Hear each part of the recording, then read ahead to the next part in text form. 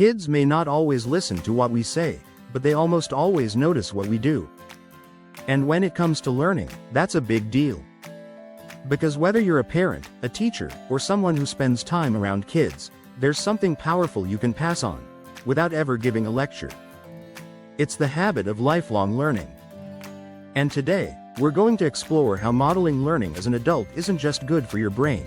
It's one of the best ways to inspire young people to value education, curiosity, and growth. We'll cover what lifelong learning really looks like, how to make it visible to kids, and simple ways to build it into your daily life, even if you're busy, tired, or not sure where to start. Let's get into it. First off, what do we mean by lifelong learning? It's not about going back to school full-time or collecting degrees. Lifelong learning is the mindset that says, I'm never done growing. It means staying curious, trying new things, asking questions, reading, reflecting, listening, and improving, even after formal education ends. And here's the key: kids don't automatically pick up this mindset. In fact, many students grow up thinking learning is something you stop doing once you leave school. That's where you come in. When they see the adults around them still learning, still trying, still curious, it sends a powerful message. Learning isn't just for grades. It's for life. So let's talk about how to model that kind of learning in a way kids actually notice. Step 1 is pretty simple: let them see you learn.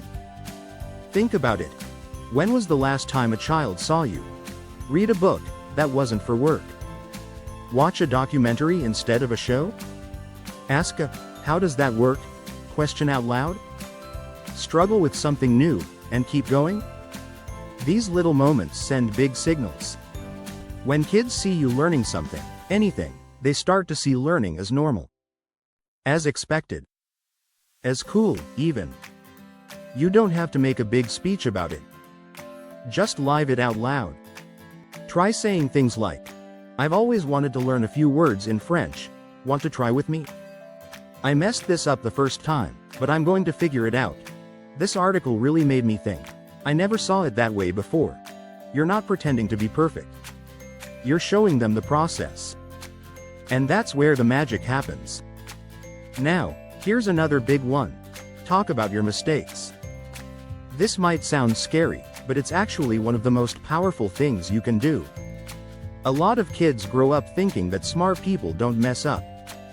But when you say, "I got it wrong the first time, but I kept trying," or "this confused me too when I was your age," you're teaching them something better than perfection.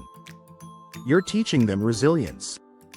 You're modeling how to learn from failure instead of fearing it. This builds confidence in kids, not just in academics, but in life. Next up, invite them to learn with you. Let's say you're exploring something new: gardening, photography, cooking, fixing a car, coding, a short online course. Bring them into the experience. Even just a little. Say, "Hey, I'm trying to learn this thing. Want to help me figure it out?" You're not the expert. You're the learner. That changes everything. Because when adults are humble enough to learn alongside kids, it shifts the power dynamic. You're showing that learning isn't top-down. It's shared. Ongoing. A team effort. That alone can completely change how a child sees education. Let's shift gears a bit. What if you're a teacher? You already teach, right? Isn't that enough? Well, yes, and no, teaching is one thing. But modeling curiosity is another. Think about incorporating things like sharing a book you're reading for fun, talking about something new you learned at a training, or even from a student. Asking genuine questions in class, not just ones with answers you already know. Reflecting on your own learning journey. What was hard for you in school? What helped? What you're still working on? When students see that their teachers are still learning, it gives them permission to keep growing, too. And it humanizes the whole process. You're not just the teacher. You're a learner, just like them. So how do we fit this into real life? Here are a few simple, realistic ways to model lifelong learning. 1. Set a small learning goal. Choose one topic you're curious about. Could be a podcast, a course, a book, or a hands-on skill. Keep it light. Keep it doable. 2. Read visibly. Even if it's 10 minutes a day, let your kids or students see you with a book in hand. Physical books are great for this because they're visual cues. 3. Reflect out loud. At the end of the day, say things like, "I learned something new today. This made me think differently." Or even, "I'm still working on understanding this." 4. Celebrate learning, not just results. Instead of saying, "You're so smart, try," "I love how curious you were about that." Or, "You really stuck with that even when it was hard." 5. Ask questions together. Next time a random question pops up, "Why do cats purr?" Or, "Who invented the calendar?" don't just Google it alone. Make it a shared quest for answers. You don't have to have all the answers. Just the habit of searching for them. Here's the big idea. Lifelong learning isn't about cramming more info into your brain. It's about living with curiosity.